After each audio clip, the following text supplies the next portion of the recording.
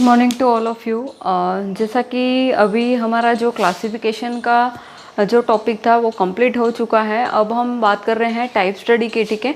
और आज हम जो टॉपिक ले रहे हैं वो टाइप स्टडी का नहीं है, जनरली एक सिंपल सा टॉपिक है जो है स्फेनोडोन पंक्टेटम, ठीक है।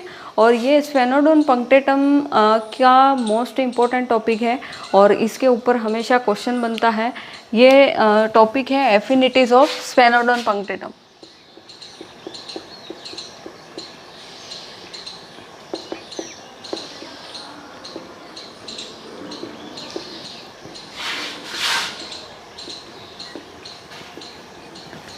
स्फेनोडोन पंक्टेटम जो कि क्या है, एक लिविंग फॉसिल ऑर्गेनिज्म है, जीवित जीवाश्म है, ठीक है।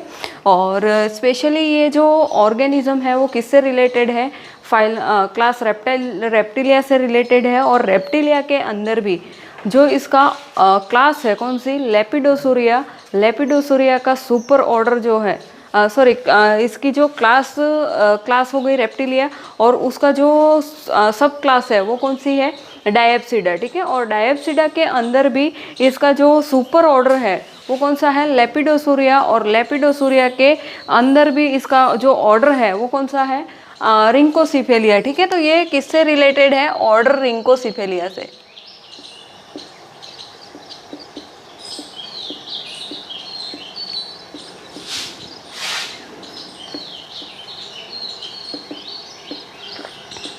इसको क्या कहेंगे, लिविंग फॉसिल ऑर्गेनिज्म, जीवित जीवाश्म प्राणी। और ये कहाँ पे पाया जाता है, न्यूजीलैंड के अंदर ये प्रेजेंट होता है, न्यूजीलैंड में पाया जाता है।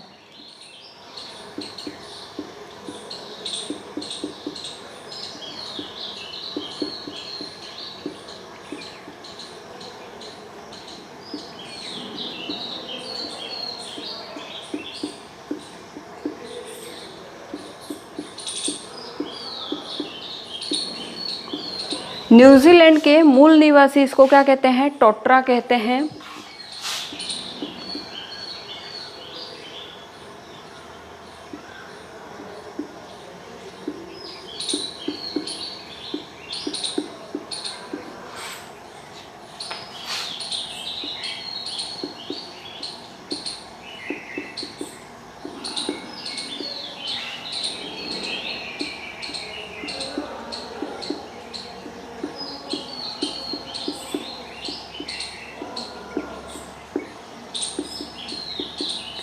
ये जो ऑर्गेनिज्म है, ठीक है, इसके जो साथ में जितने भी लिविंग फॉसिल्स थे वो क्या हुए, अपने आप को एडेप्ट नहीं कर पाए और प्राकृतिक शत्रुओं की वजह से वो क्या हो गए, पूरी तरह से नष्ट हो गए। आज उनकी एक भी जाति नहीं है, पर ये अपने प्राकृतिक शत्रुओं की अनुपस्थिति में अपने आप को क्या कर पाया, एडेप्ट करवाया, अपने आप को सर्वाइव कर पाया, इसलिए आज ये जीवित है, न्यूजीलैंड के अंदर पाया जाता है। अब हम इसके बात करते हैं हैबिट एंड हैबिटेट की, स्वभाव और आवास की। किसी भी ऑर्गेनिज्म को हम पढ़ते हैं तो सबसे पहले हम क्या करते हैं, उसके स्वभाव और आवास के बारे में जानते हैं, फिर उसके एक्सटर्नल स्ट्रक्चर के बारे में जानते हैं, फिर उसकी एनाटॉमी के बारे में जानते हैं। तो सबसे पहला हम देखते हैं हैबिट एंड हैबिटेट। ये ऑर्गेनिज्म कैसा है, बिलकारी ऑर्गेनिज्म है, रात्रिचर जंतु है और कैसा होता है, मांसाहारी प्राणी होता है।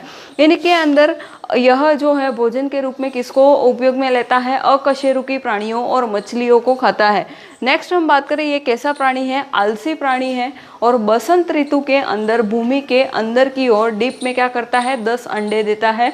और ये 10 अंडों को परिवर्धित होने के अंदर लगभग 1 साल का टाइम लगता है। इस प्रकार से इसका क्या है, ये स्वभाव और आवास, इसकी जीवन अवधि कितनी होती है, 50 साल होती है, ठीक है, 50 वर्ष होती है।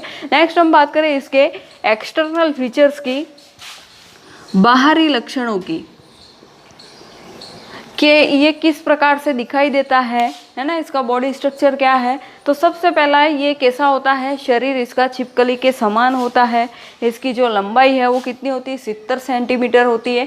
इनकी पूंछ के अंदर पुनरुद्भवन नहीं पाया जाता है। जैसे हम छिपकली की बात करते हैं, लिजर्ड की बात करते हैं, तो उसमें हम क्या देखते हैं कि अगर उसकी पूंछ कहीं से कट जाए, पूंछ कट जाए है ना पीछे वाले पार्ट से, तो वो क्या होगी, वापस से रिकवर होगी, वापस से वो रीजनरेट होगी। बट यहाँ पे इसकी पूंछ में पुनरुद्भवन की क्षमता नहीं पाई जाती है। इसके शरीर का का रंग कैसा होता है, पीला धब्बेदार और जैतूनी रूप नुमा होता है ऊपरी भाग, और निचला भाग इसका कैसा होता है, सफ़ेद होता है, वाइट कलर का होता है। इनका जो शरीर है वो कैसा होता है, शल्कों के द्वारा ढका होता है, जबकि छिपकलियों के अंदर ऐसा नहीं होता है, लिजर्ड के अंदर ऐसा नहीं होता है। उसके बाद शरीर के मध्य ऊपरी भाग पर कैसी होती है, कंटकों की झालर पाई जाती है। जैसे इसके बॉडी के ऊपर स्पाइंस पाए जाते हैं, जो इसका हेड वाला पार्ट होता है वहाँ से लेकर इसका ट्रंक रीजन तक क्या होते हैं, स्पाइंस प्रेजेंट होते हैं। नेक्स्ट बात करें, इनके जो नेत्र होते हैं वो कैसे होते हैं, बड़े होते हैं, गहरे भूरे रंग के होते हैं, और इनके अंदर पिनियल नेत्र जो है वो उपस्थित होते हैं। यहाँ पे हमने बात की उसके स्वभाव, आवास की और एक्सटर्नल फीचर्स की। अब हम बात करेंगे यहाँ पे कि बंधुताएं कैसे शो करता है, एफिनिटीज कैसे शो करता है। तो स्फेनोडोन पंक्टेटम जो है वो क्या है, कनेक्टिव लिंक बिटवीन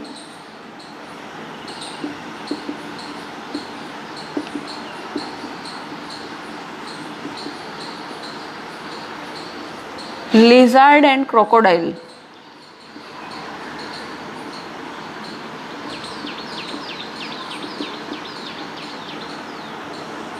ठीक है, ये क्या है, मगरमच्छ और छिपकलियों के बीच की योजक कड़ी है स्फेनोडोन पंक्टेटम।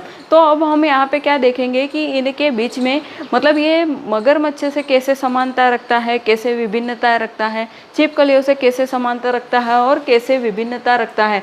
तो सबसे पहला हम यहाँ पे देखें छिपकलियों से समान लक्षण। ठीक है, अब हम समानताओं की बात करते हैं। तो जैसा हमने जनरल कैरेक्टर के अंदर देखा कि छिपकली के समान इनकी क्या होती है, शारीरिक आकृति होती है, इनकी लंबी जो है वो पूंछ होती है और पंजेदार 5 अंगुलियों युक्त पैर पाए जाते हैं, जैसा कि छिपकली के अंदर भी प्रेजेंट होते हैं। इनके अंदर पिनियल नेत्र उपस्थित होता है, लिजर्ड के अंदर भी उपस्थित होता है। नेक्स्ट बात करें, इनके अंदर हृदय, फेफड़े और मस्तिष्क जो हैं वो किसके समान होते हैं, छिपकलियों के समान ही होते हैं, मतलब स्फेनोडोन के अंदर, है ना। अब हम बात करेंगे इसके असमानताओं की। तो असमानता जो है, जैसे छिपकली और इसके स्फेनोडोन के अंदर क्या होती है, अचल क्वाड्रेट अस्थि पाई जाती है। कार्पस में क्या होती है, इनके अंदर 10 अस्थियाँ पाई जाती हैं। इनका मैंडिबल जो है वो कैसा होता है, लचीला होता है।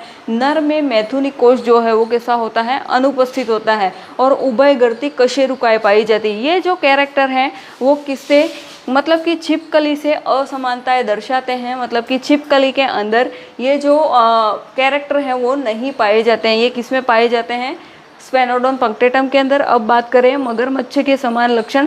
मगरमच्छ के समान इनमें क्या लक्षण पाए जाते हैं। तो सबसे पहला होता है कि इनके अंदर तालू जो है, पैलेट जो है वो पाए जाते हैं। अचल क्वाड्रेट अस्थि पाई जाती है।